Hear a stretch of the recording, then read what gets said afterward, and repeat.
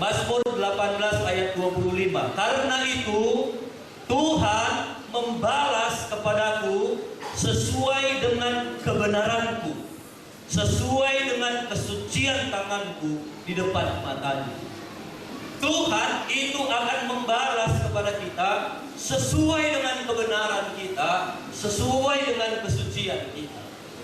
Saya coba gali ayat ini, saya coba cari bahasa aslinya. Saya temukan dengan satu kata yang lagi tren sekarang.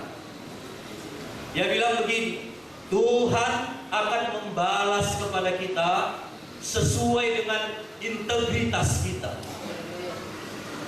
Itu tema kecilnya, integritas. Kebenaran, kesucian itu selalu berbicara bagaimana integritas kita di hadapan Tuhan. Ada satu bapak yang mancing sama anaknya. Lalu waktu mereka mancing, dia dapat ikan besar 5 kilo. Wah, ditangkap bapaknya, lalu dilepaskan kailnya, dilempar lagi ke sungai. Anaknya bingung, Pak, apa ini apaan? Tenang kau, katanya sama anaknya, mancing kan? Dapat lagi lebih besar 7 kilo. Atau bapaknya diangkat, dilepaskan lagi. Bapak, apa yang terjadi kita ke sini? Mancing kok bapak lepaskan? Tenang kau, nanti kau juga pergi. Kalau dia pancing dapat ikan yang kecil, mungkin nggak sampai sekilo, masukkan ke keranjang gitu. Apanya bapak ke motor halus ini. Dapat lagi kecil, masukkan. Besar dilepaskan, kecil masukkan, kecil masuk. Lalu bapaknya bilang, udah ya pulang, kita pulang. Kenapa bapak lepaskan yang besar? Si bapak bilang, kau wali mama kumpul di rumah kecilnya. Susah, jadi makin susah dia nanti gorengnya kalau besar ikannya. Seberapa besar kualinya, segitu saja kita berikan.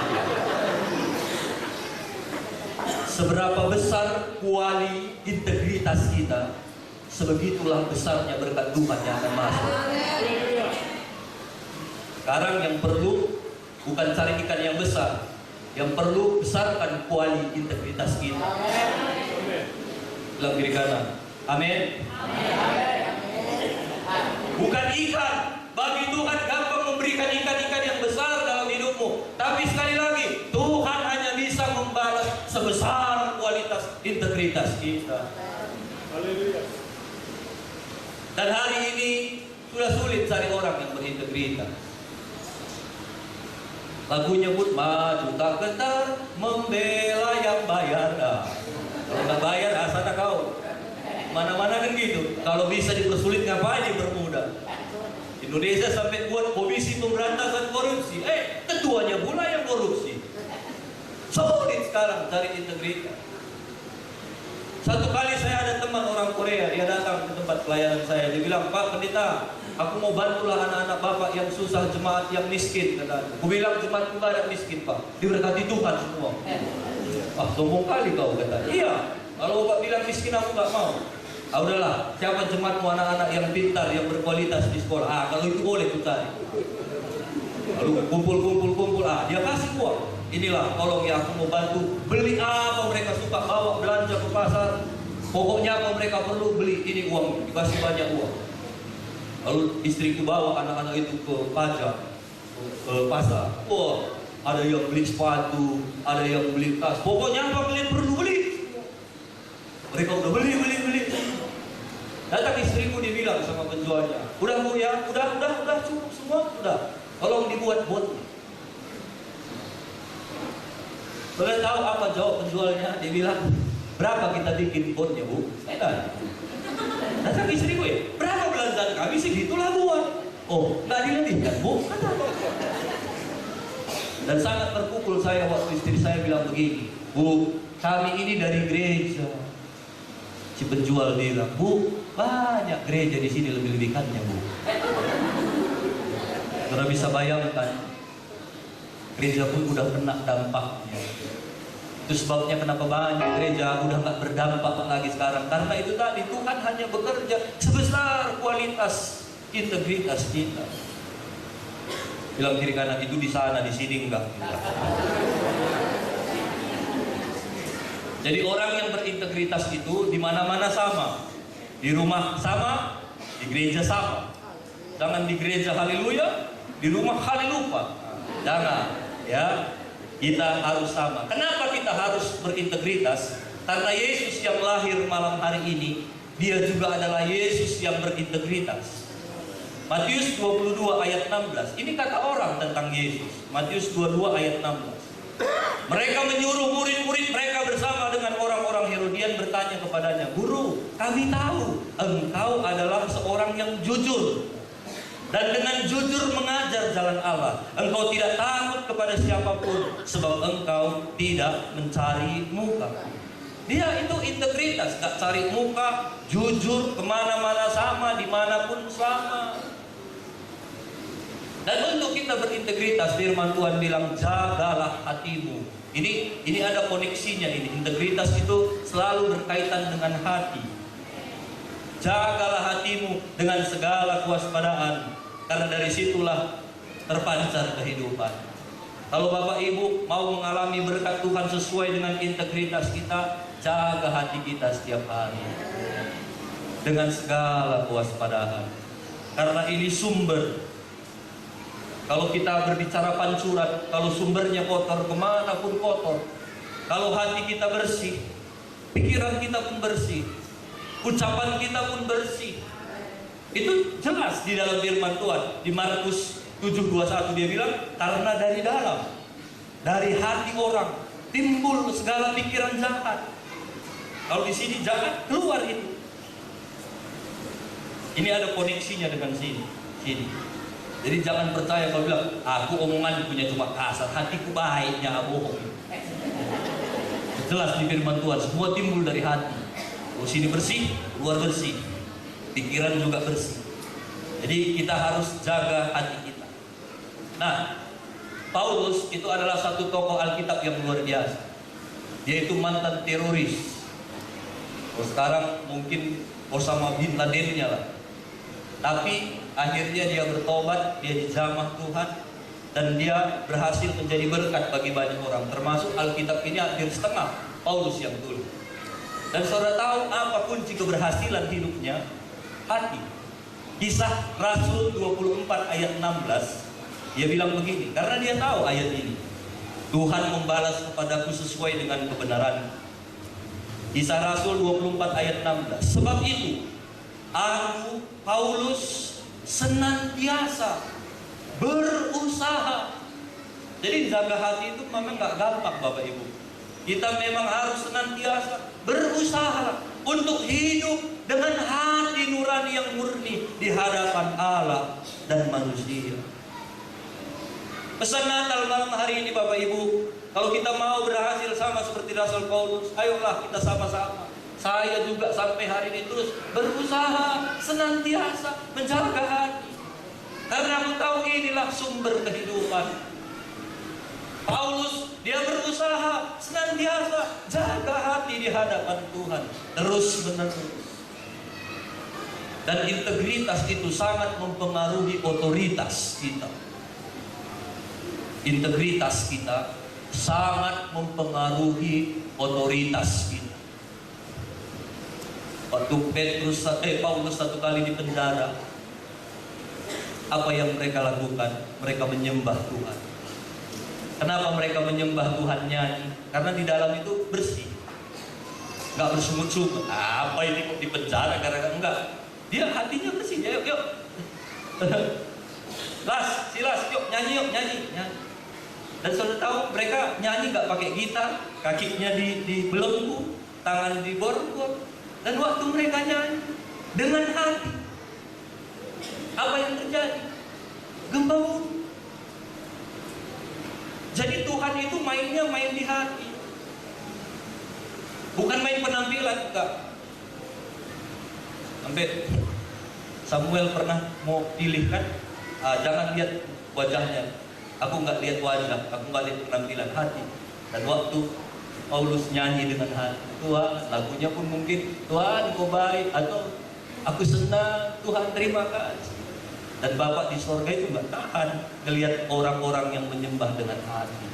Terjadi gempa bumi. Mungkin Bapak di sorga waktu lihat Paulus, dia nggak sengaja gini-gini jadi goncang bumi. Apa yang membuat sorga bergoncang? Hati. Kebenaran. Tuhan akan membalas sesuai dengan kebenaran kita. Jadi hiduplah dengan integritas, Bapak Ibu. Ada orang nggak hidup dengan integritas. Dari depan kelihatan seperti Bung Karno, dari samping kelihatan seperti Bung Hatta, tapi di belakang kayak bungkusan. Orang yang seperti itu tidak akan bisa dipakai Tuhan. Dan prinsip ini tidak bisa dibangun 1-2 hari. Harus setiap hari kita latih. Bangun dari hal-hal kecil. Makan permen, waktu kita makan permen kulitnya kita buang nggak ke tempat sampah. Itu kan hati nurani. Indonesia ini kan udah kotor kali. Gara-gara kita buang sampah.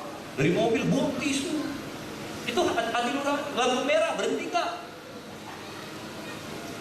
Kalau kita ke luar negeri itu nggak ada orang, pokoknya lampu merah berhenti, jam 1 pagi itu berhenti. Di Indonesia justru kalau lampu merah kesempatan untuk lari, sedikit lagi. Dari sekarang kita harus belajar jaga dari hal-hal kecil. Ya, bilang kiri kanan, mulai dari hal-hal kecil. Karena itu akan mempengaruhi otoritas kita. Ciri-ciri ini hanya sedikit. Coba saudara, hari ini kita check up rohani. Gak usah ke pena, di sini aja check up rohani. Ya, nanti cek, oh iya itu aku atau enggak. Orang yang gak punya integritas itu ciri-cirinya satu, tidak tegas, suka kompromi. Menurut Bapak, mencuri itu salah? Tergantung. Nah, itu udah gak punya integritas itu. Mencuri salah. Bohong menurut Bapak salah nggak? Tergantung. Kalau bohong demi kebaikan, garing. Kalau saudara yang di situ bertobat, ya. Yang kedua, orang yang nggak punya integritas, dia suka pakai topeng. Banyak stok topengnya. Di gereja beda topengnya, di rumah beda topengnya, di kerjaan beda topeng. Coba tanya kiri kanan, berapa stok topeng? Bilang sama dia, buka dulu topengmu. Capek pakai topeng Bapak Ibu, capek. Dan Tuhan tidak tertarik dengan orang yang pakai topeng. Orang yang tulus dengan hati yang murni, itulah yang akan terus dipakai Tuhan. Apalagi ciri orang yang tidak benar, tidak berintegritas. Munafik. Bukan nabi pikiran kotor. Di gereja, oh siapa? Puji Tuhan. Tapi di rumah tangan yang sama tampar istri itu, sampai istrinya lari bawa kolong, udah tiarap hitungnya lagi, 1, 2, 3. Haleluya, oh haleluya.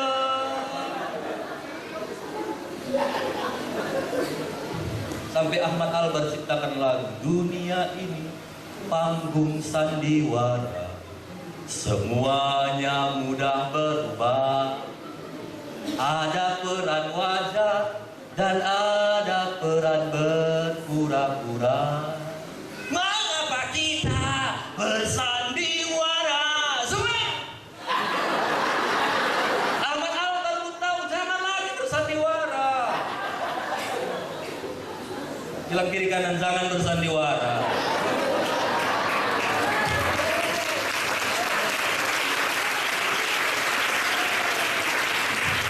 Ini tepuk tangan apa ini? Yang banyak bersandiwara? Biasa kan tepuk tangan, oh iya kita maksudnya itu kita. Haleluya. Kita harus bertobat. Nah, puji Tuhan kalau saudara singgung. Jadi handphone bisa di silent. Hati nurani jangan di silent. Jangan di silent. Hati nurani ini harus selalu diasah kayak pisau. Kalau kita nggak asah, dia makin hari makin tumpul. Roh Kudus itu ada di hati kita. Waktu kita melakukan kesalahan, ada itu ngomong di hati kita, jangan. Kalau misalnya kita mau mencuri, udah gak ada lagi uang misalnya, kita udah mau mencuri ini, tapi kita orang yang percaya kepada Tuhan, tapi nggak mau, harus mencuri. Mungkin mau mencuri pun kita berdoa dulu, karena nggak juga. Tuhan, tolong hari ini bukan lagi kepepet, udah kepepet Tuhan. hari ini aku mau mencuri, ampuni aku. Waktu kita mencuri itu, hati nurani kita kan buk, salah bu, salah. Dan waktu kita biarkan, besok kita lihat lagi, Tuhan, hari ini mencuri lagi Tuhan. Urapi hambamu. Lama kelamaan, udah biasa. Gak perlu sambil nyanyi, dalam nama Yesus, dalam nama. Kenapa? Udah mati hati nuraninya. Sekarang coba cek, kalau kita masih melakukan pelanggaran, masih bunyi nggak? Kalau udah nggak bunyi lagi, mintalah sama Tuhan, Tuhan berikan lagi api itu, supaya hatiku ini terus berkobar-kobar. Karena kita hanya bisa diberkati, dibalas Tuhan sesuai kebenaran hati kita, kesucian hati kita. Jadi jaga hati nurani kita.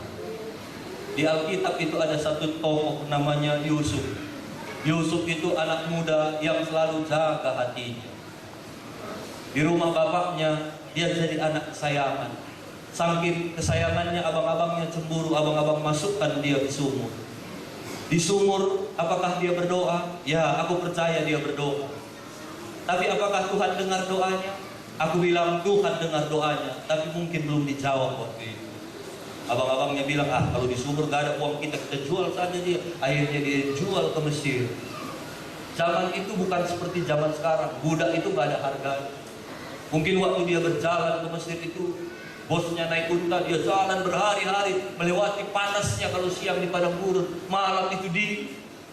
Saya percaya waktu Yusuf ditarik-tarik, dia berdoa kepada Tuhan, Tuhan tolong, Tuhan tolong. Apakah dia bersungut-sungut? Saya pikir enggak, karena ada buktinya, nanti saya kasih tahu. Sampai di Mesir dia dijual sama Potifar. Potifar pekerjakan dia. Saking Yusuf ini berintegritasnya, baiknya, Yusuf diangkat jadi kepala atas budak-budak. Gak sembarangan seseorang itu mengangkat satu orang menjadi kepercayaan. Pasti ada dasar-dasar. Saya percaya mungkin Tuan Potifar itu lihat Yusuf, oh ini Yusuf baik. Mungkin waktu dia cek CCTV, oh Yusuf ini habis kerja dibantuin lagi budak yang lain. Tadi ku tinggalkan dompet, nggak diambilnya. Ini berintegritas ini. Lalu diangkat menjadi kepala budak-budak di rumah Potifar. Saking baiknya, saking berintegritas, udah gitu ganteng pula karena marganya Surbakti. Si tante Potifar pun jadi jatuh hati. Waduh, cantik kali Surbakti itu, kata. Satu kali tante Potifar suruh sini dong, suruh apa tante? Ikutin tante suruh. Geli. Kalau orang yang tidak berintegritas, dia akan bilang, oh puji Tuhan, mari tante, mari. Hidup ini, mana tante enak?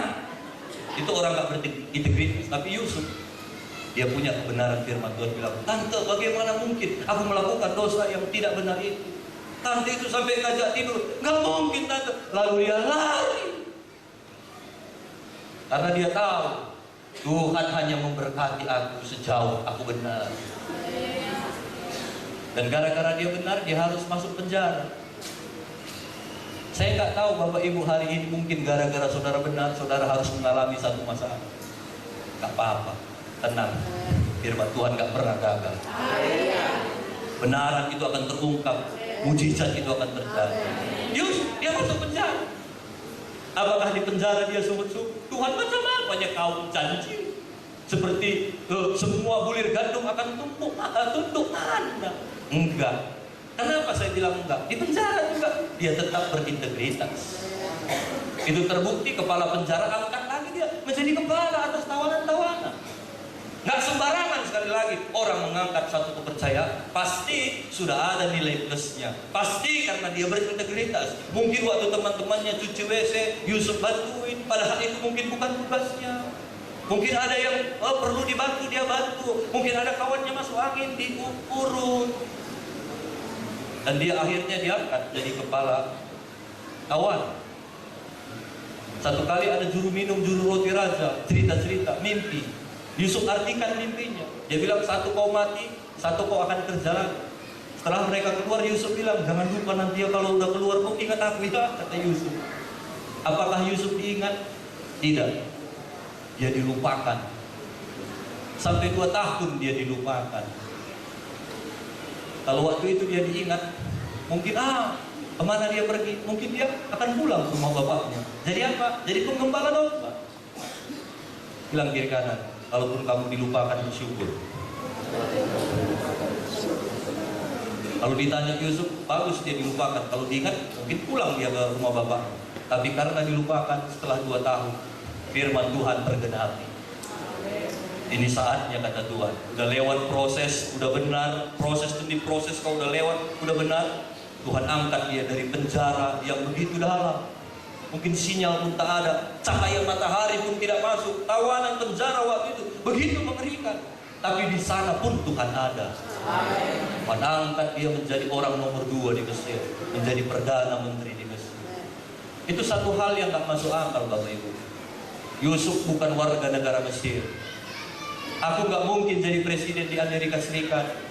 Walaupun Bapak Ibu bilang, Pak Pendeta, bagi Tuhan gak ada yang mustahil. Amin. Tapi aku bukan warga negara Amerika. Yusuf, Tuhan bisa angkat dia. Kenapa? Tuhan membalas kepadaku sesuai dengan kebenaran. Jadi yang penting kebenaran kita, integritas kita, itu yang perlu dijaga. Bilang kiri kanan, jaga integritas teman. Dan Tuhan kita sampai hari ini sama seperti kalau kita pergi ke bandara, di situ ada radar. Dia akan pantau apakah ada pesawat yang datang, dan kalau ada titit itu langsung dimasukkan ke ruang informasi. Sekarang Tuhan ini lagi cari ini radar, mana ini anak-anakku yang benar, yang berintegritas. Aku mau angkat hidupnya. Tuhan gak peduli saudara mau dari kampung mana, sinyal pun tak ada, tak masuk Google Map pun rumah saudara. Di sana pun Tuhan ada. Tuhan lagi cari itu. Dan gampang bagi Tuhan mengangkat kita, asal kita sudah siap dengan kebenaran-kebenaran yang kita kerjakan setiap hari. Amin, Bapak Ibu. Saya akan tutup dengan satu kisah. Kisah Daud.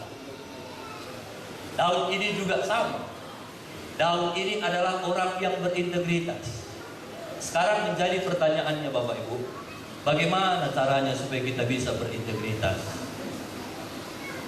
Jelas firman Tuhan begini, bilang, kalau kamu mau berbuah banyak, tinggallah di dalam aku. Kamu akan berbuah banyak. Di luar aku, kamu tidak bisa berbuat apa-apa. Kalau saya ilustrasikan, kalau ada lebih rapuh dari kertas ini, itulah kita. Kita ini seperti kertas, gak ada apa-apanya kita Bapak Ibu. Kalau melempar pun ini gak nyampe di situ. Dan firman Tuhan bilang, di luar aku kamu gak bisa buat apa-apa. Jangankan berbuah, gak bisa buat apa-apa. Tapi kalau kamu di dalam aku, saya ibaratkan ini Tuhan. Tuhan jauh lebih kuat, lebih besar, maha kuasa dari ini. Saya ibaratkan ini. Kalau kita bersatu dengan Tuhan, hidup di dalam Tuhan, kita akan menjadi kuat. Kalau melempar ini, di belakang itu sudut yang Bapak baju jas hitam kena itu Pak. Percaya? Saya enggak. Kalau enggak, bisa saya tes Pak. Percaya ya? Oh puji Tuhan. Yang membuat Bapak itu nanti kena siapa? Nih, bukan ini.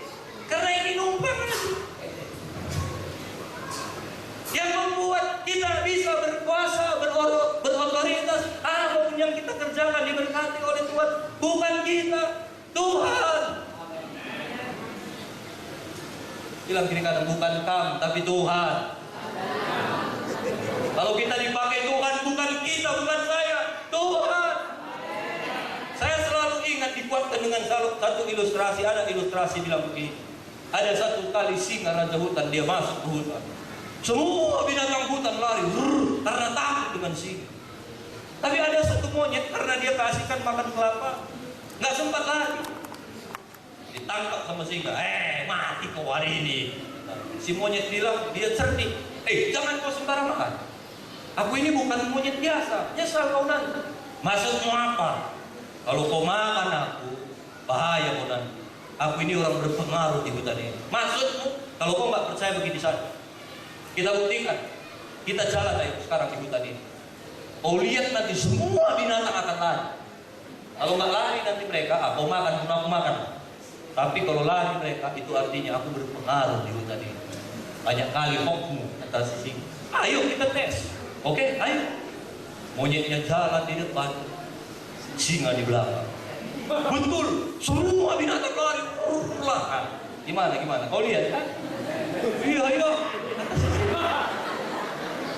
Pertanyaanku, yang membuat semua lari siapa? Monyet atau si singa? Singa. Itu yang saya bilang, kita nggak ada apa-apanya. Kita seperti monyet itu tadi. Kalaupun kita bisa dipakai Tuhan, itu semua karena Tuhan. Kalaupun saudara berdoa dan orang sembuh, Tuhan. Saya selalu percaya prinsip ini. Bukan saya, ada Tuhan. Singa dari Yehuda bersama-sama dengan saya.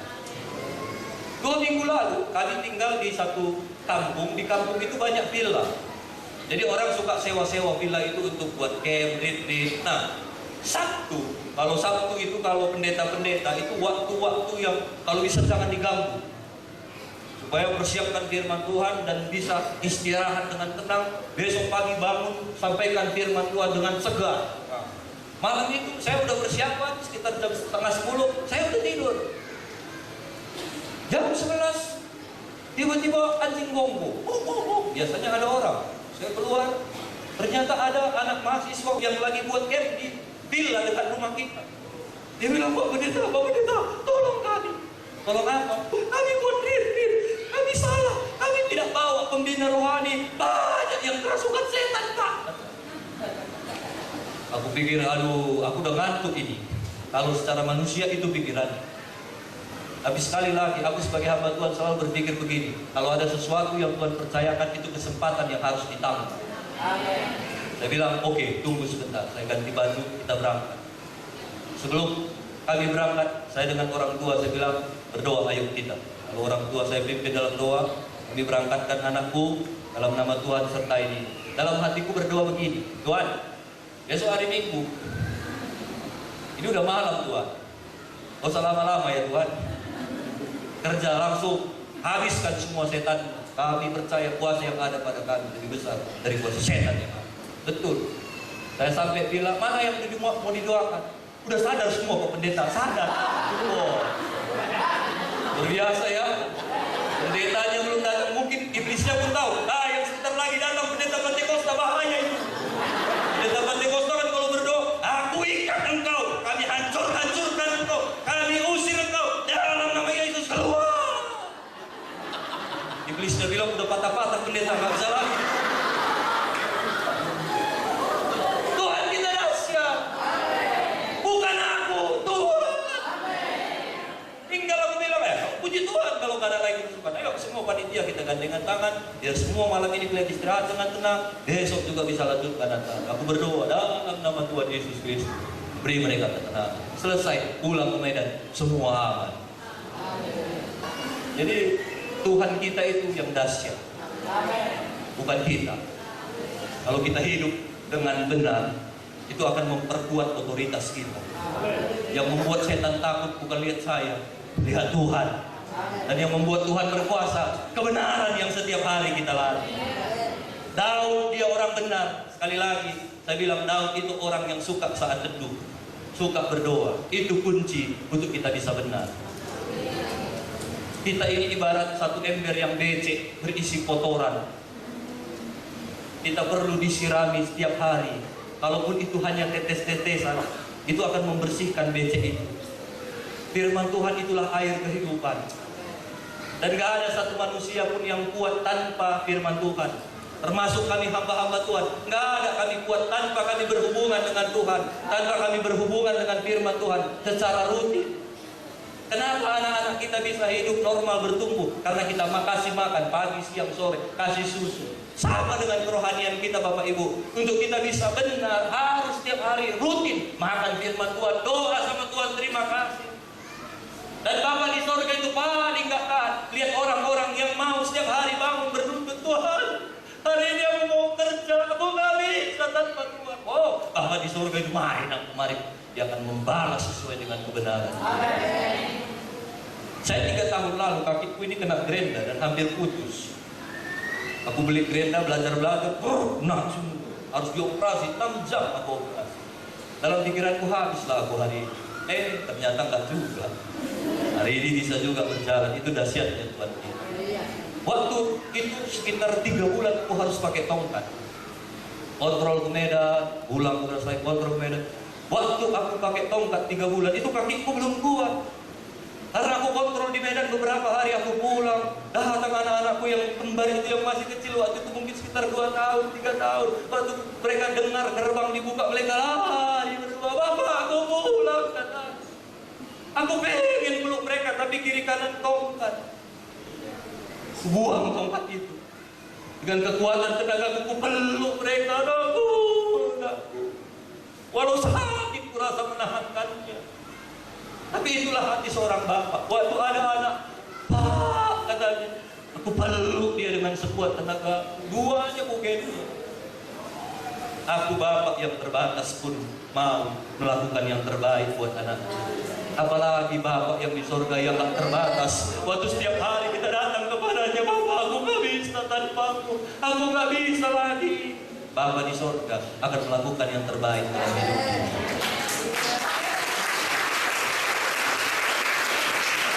Jadi jaga integritas kita. Jaga integritas kita. Itu yang akan membuat kita kuat. Pohon korma itu cara menanamnya, dikorek lubang sekitar 2 meter, dimasukkan benih korma. Lalu ditutup pakai batu-batu yang besar, ditutup lagi pakai pasir. Dan waktunya tiba, benih itu akan bertumbuh mau keluar ke atas.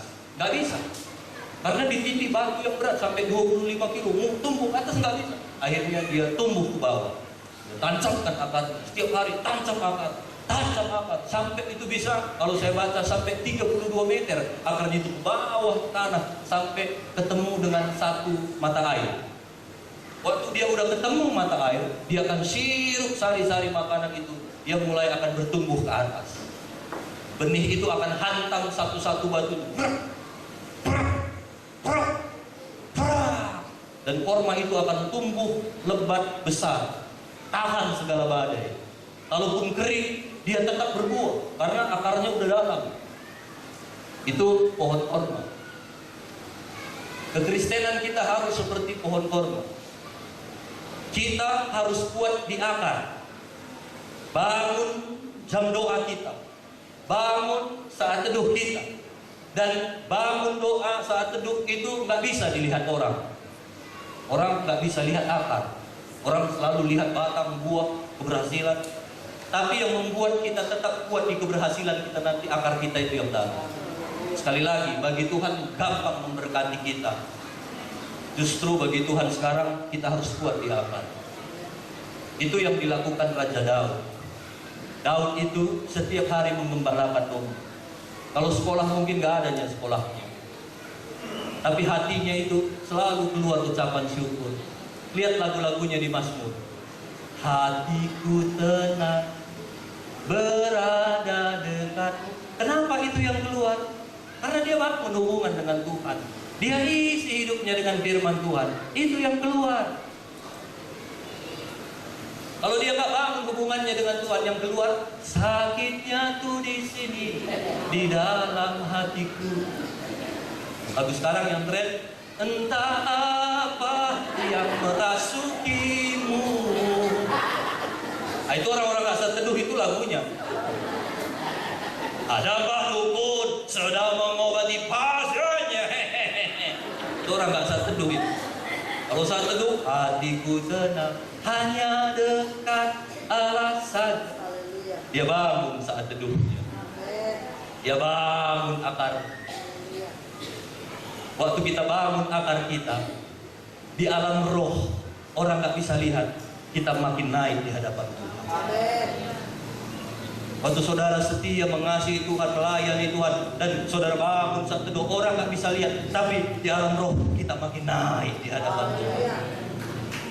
Orang yang naik di hadapan Tuhan, itu cara pandangnya pun berbeda. Beda cara pandang dari sini, dari atas.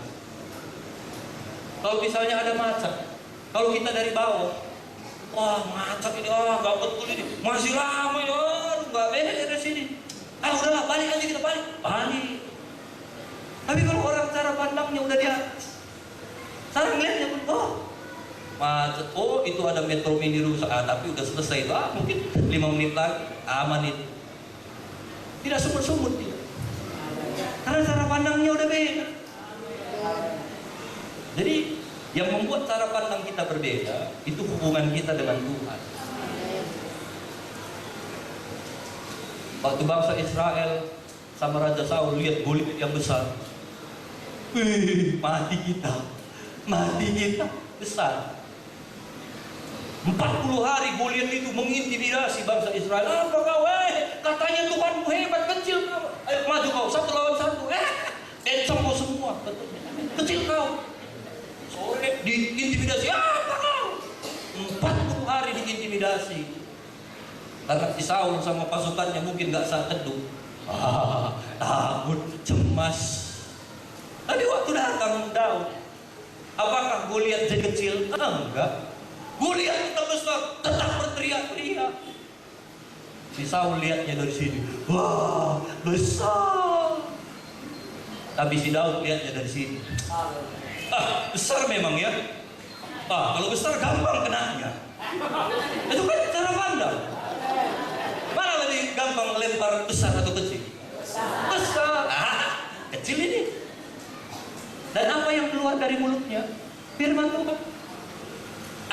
Beruang pun sama singa. Biasanya Tuhan tolong aku, bunuh.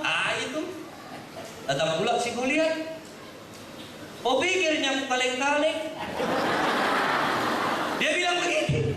Oh pikirnya aku anjing kan? Udah kelopak. Singa sama beruang aja kecil sama si Daud. Datang si Goliat. Oh pikir aku anjing. Lebih kecil lagi. Gak perlu, gak kena. Tuhan itu sekali lagi. Kalau kita jaga benar, sekali aja.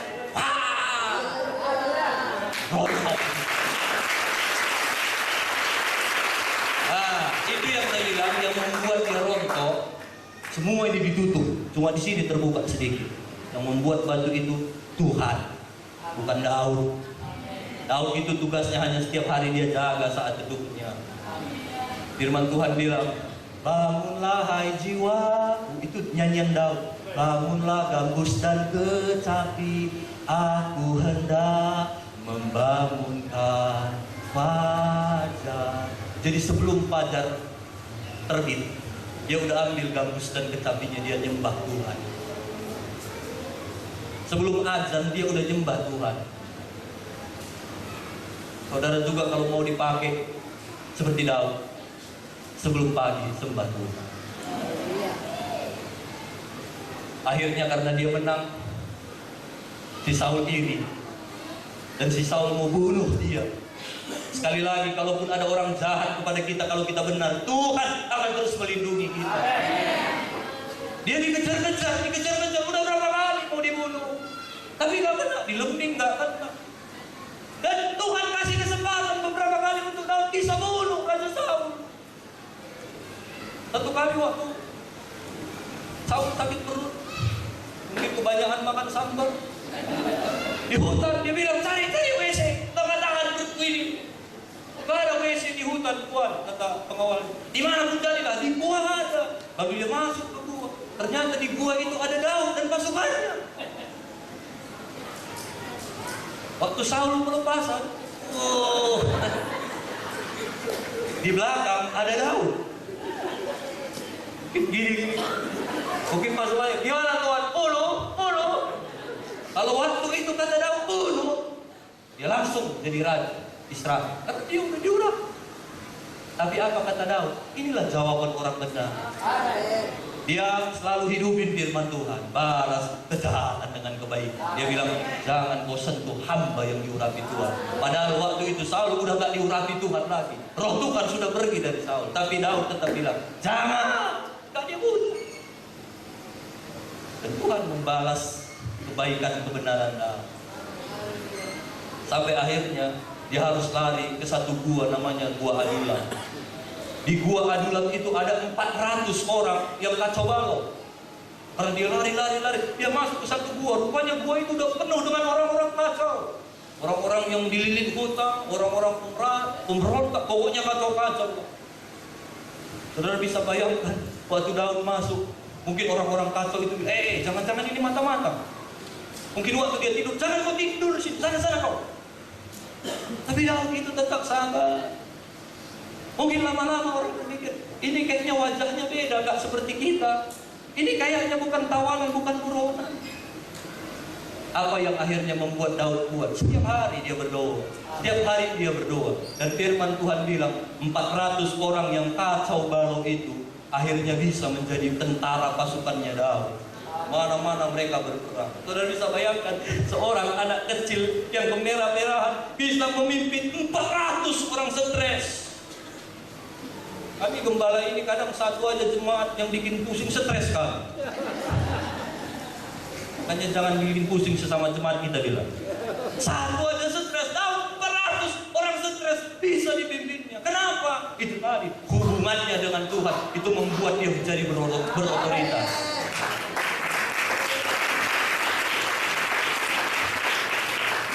Jadi bangunlah hubungan kita dengan Tuhan. Itu yang terpenting Bapak Ibu. Sehebat apapun kita perlu Tuhan. Dan Tuhan hanya bisa membalas sesuai dengan integritas kebenaran kita. Orang dunia selalu berbicara bohong, tapi Tuhan selalu berbicara akal. Dan waktu kita bangun akar kita di hadapan Tuhan, makin hari kita akan makin naik, makin hari kita akan makin naik, makin dekat dengan Tuhan. Dan makin gampang bagi Tuhan melihat itu, oh itu anakku si Kristus, oh itu Pak Situmorang. Gampang bagi Tuhan memberkati kita. Yang terpenting bangun kebenaran hidup kita. Haleluya.